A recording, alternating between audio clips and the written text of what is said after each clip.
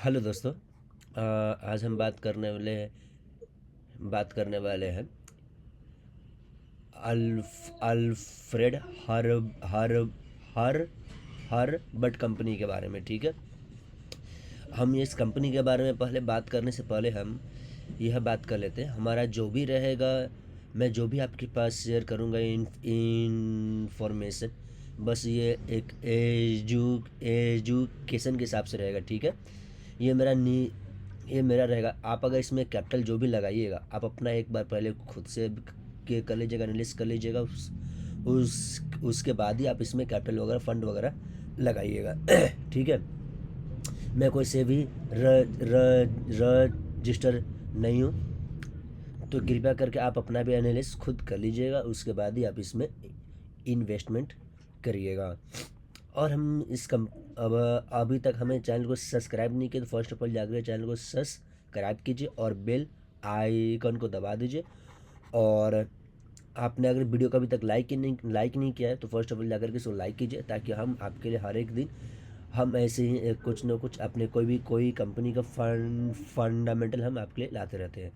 और अगर आपको कोई कंपनी के बारे में जानना हो, तो कमेंट करके आप इसमें पूछ सकते हैं, ताकि हम नेक्स्ट वीडियो आप किसके ऊपर चाहते हैं वो भी आप कमेंट कर सकते हैं, कौन से कंपनी के ऊपर।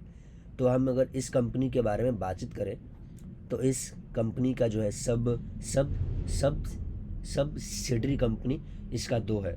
ठीक है, ये एक सब्सिडरी कंपनी है। जो ये कंपनी बनाती है रबर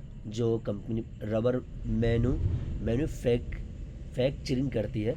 जो आप यूज करते हैं टायर का यूज करते हैं, उसमें ये उसी सेगमेंट वो कंपनी काम करती है। ठीक है, और एक इसका कंपनी है हर हर हर हर बट होल्डिंग करके, एक इसके कंपनी सब सिडरी कंपनी है उसकी, जो वो फाइनेंस में काम करते हैं, जो बैंकिंग में जिसको बोलते हैं एन एन एन NBFC में वो काम करती है। लाइसेंस लेकर रखी है जो, और सबको थोड़ी बहुत वगैरह लोन वगैरह, बिजनेस लोन वगैरह ये बैंकिंग देती है, नॉन बाय बैंकिंग फाइनेंशियल। ठीक है, यहाँ पर आप देख सकते हैं इसका वर्क है। और अगर इसका देखें, तो कंपनी जो है फंड का जो है, जो अगर फंड दो पैसे कमाती है, तो उसको यूज कहाँ कहाँ करती है आपको देखने को मिल सकता है। ठीक है, वैल्यू चेंजेस 17, इनकम 9, और डिविडेंड वो 5% दे देती है। और net gain on fair value change आपको 70%, सेल्स आप देख सकते हैं वो वापस 36% उसमें लगा देती है। और ऑपरेटिंग रेवेन्यू 4%, और अदर रेवेन्यू इनका है, अदर इनकम है 29%। अगर हम इसका यदि हम इसका अगर सेल्स का बात करें, तो क्वार्टर एंड क्वार्टर आपको सेल्स थोड़ी बहुत आपको मार्च 2020 से आपको देखने को ठीक मिल रहा होगा, ठीक ठाक। लेकिन उसको भी ठीक ठाक नहीं बोल सकते, बिकॉज ये मार्च 2024 में वो ठीक ठाक कर रही थी। मार्च 2024 में अगर उसके बाद देखें, 2021 के बाद ये कर रही है 7, फिर 2022 में वो 4 करोड़ कर रही है, फिर मार्च में 2023 में वो 3 करोड़, और मार्च 2000 आपको 24 में 2, फिर मार्च 2025 में 10, और ट्रेलिंग मंथ में 32। भैया मुझे इसका सेल्स कुछ समझ में नहीं आ रहा है, इसका ये सेल्स हो क्या रहा है। जबकि सबका सेल्स ग्रो होता है, इसका कहीं ना कहीं आप देख सकते हैं बीच में इसका सेल्स माइनस में चला गया था। और अगर इसका प्रॉफिट ग्रोथ देखिएगा, नेट प्रॉफिट अगर देखिएगा, जहाँ पर मार्च 2024 में वो 20% की थी, और नेट प्रॉफिट इसका 1 करोड़ था। और मार्च 2015 में अगर इसका देखा जाए, तो 16 करोड़ का, सॉरी 15 करोड़ का उसने सेल्स किया था। और इसका नेट प्रॉफिट देखिएगा तो -1 करोड़ का है। और अगर इस टाइम देखिएगा, तो करेंटली जो है वो 32 करोड़ का उसने सेल किया, जिसका प्रॉफिट ग्रोथ इसका 445 करोड़। अचानक से इतना जंप आ रहा है, मुझे ये समझ में नहीं आ रहा है अचानक से इतना जंप क्यों आया ये कंपनी के पीछे। ठीक है, फर्स्ट ऑफ ऑल इसका सेल्स में भी आपको जंप देखने को मिलेगा। और अगर इसका प्रॉफिट में देखिएगा, तो उसमें भी आपको अचानक से जंप देखने को मिल जाएगा। और एक अगर देखिएगा, आपने मार्च 2021 में ये इसने सेल्स किया था 7%। अगर नेट प्रॉफिट देखिएगा तो 0%, लेकिन डिविडेंड दिख रहा है 96% माइनस में। वाई? अपने आप से सवाल करिए अगर इसमें पैसा आप लगाना चाह रहे हो तो। ठीक है, अगर आप मार्च 2024 में ये इसका देखिए तो उसने सेल्स किया था 2 करोड़ का, और इसमें से उसने 46% ही दे दिया डिविडेंड। डिविडेंड पे आउट कर दिया 46%। यानी कि आप 100 रुपये कमाए तो 50, यानी कि आप 46 रुपया कंपनी के जो है होल्डर जो है वो खुद ही अपने पास रख लिए। कहीं ना कहीं ये तो गलत है, ऐसा तो नहीं होना चाहिए ना। आपको सेल्स दिख रहा है ना, आपको ना पैसा कमा रहे हो ना रेवेन्यू ग्रोथ कर रहे हो सही ढंग से, तो आखिरकार ऐसा कैसे चलेगा? अगर आप सेल्स ग्रोथ देखिएगा कंपाउंडिंग 10 साल का देखिएगा तो -4 है, और आप 5 ईयर्स का देखिएगा तो -3 है, 3 ईयर्स का देखिएगा तो 37% है। अचानक 3 से 37 हो गई। फिर इस टाइम देखिएगा सेल्स ग्रोथ तो 1438 के आसपास चल रहा है। और अगर प्रॉफिट ग्रोथ देखिएगा तो 10 साल में माइनस गया सेल्स में, लेकिन प्रॉफिट 22% है। कोई बात नहीं, 5 ईयर्स का देखेगा तो ये माइनस में 3% का, यहाँ पर 47% दिख रहा है। अगर इस टाइम का करेंट टेलिंग मंथ का अगर प्रॉफिट देखिएगा तो 6, 7, 8, 9 के आसपास चल रहा है। मुझे ये समझ में नहीं आ रहा है। मैं आपको कई बार आपको मैं बोल चुका हूँ कि आपका सेल्स और प्रॉफिट ग्रोथ दोनों बैलेंस चलना चाहिए। एक अप, एक डाउन, एक माइनस, एक प्रॉफिट, ये सब नहीं चलना चाहिए।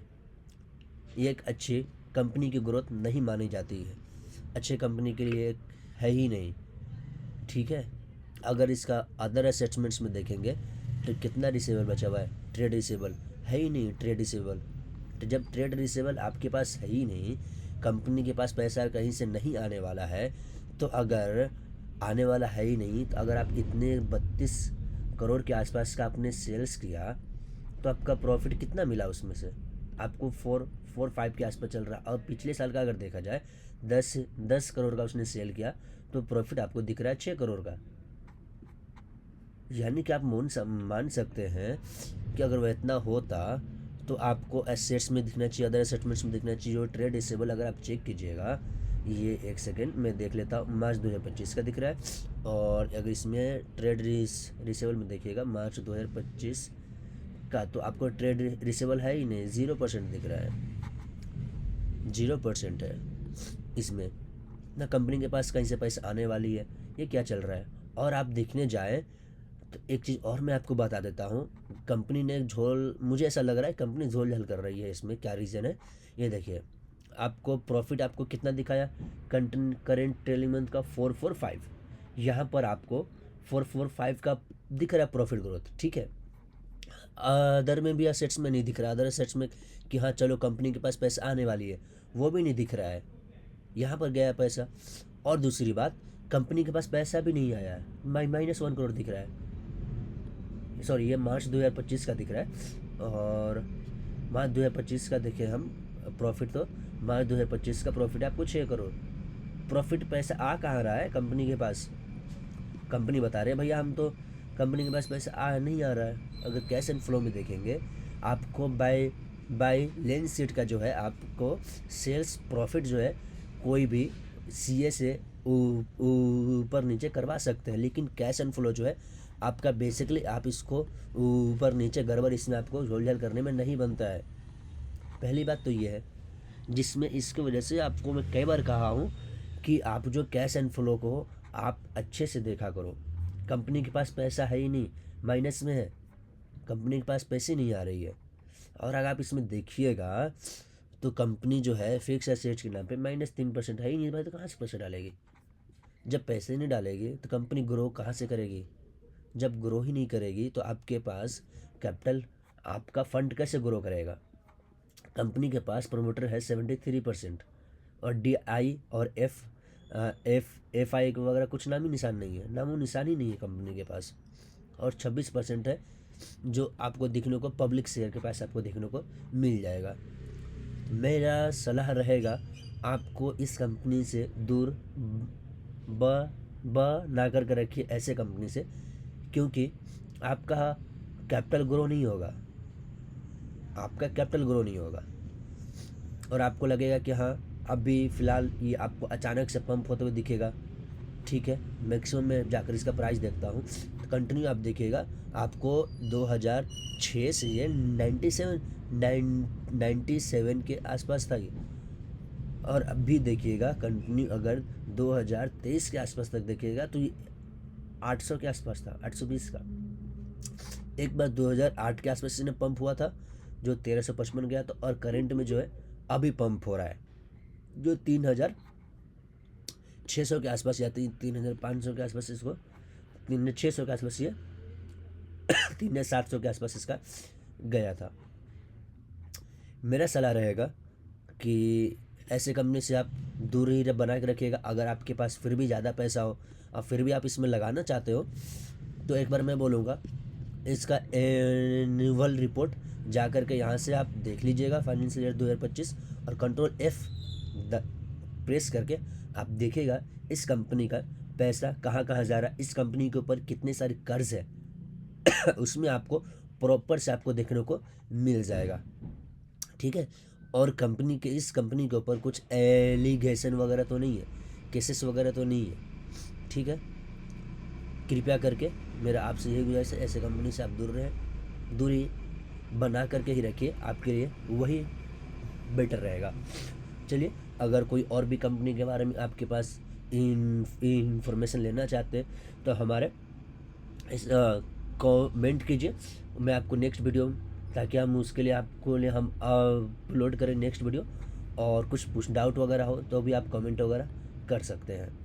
और अभी तक आपने हमारे चैनल को सब्सक्राइब नहीं किया तो फर्स्ट जाकर के चैनल को सब्सक्राइब कीजिए, बेल आइकन को दबा दीजिए और वीडियो को लाइक कर दीजिए। आपके जो भी फ्रेंड इस शेयर मार्केट में ट्रेड कर रहे हैं या करना चाहते हैं वो, और ये कंपनी अगर देख रहे हैं, बाई करना चाह रहे हैं, तो कृपया करके उनके पास भी शेयर कीजिए, ठीक है। आप और हम जो सुबह से शाम तक मेहनत करते हैं तब कहीं जाकर के 2 रुपये कमाते हैं, तो कृपया करके आप अपने पैसे को ऐसे लूज़ ना करें, गवाए ना पानी की तरह। मेरा आपसे यही रहेगा गुजारिश। चलिए ठीक है, अब हम वीडियो को एंड करते हैं। Thank you for watching my video.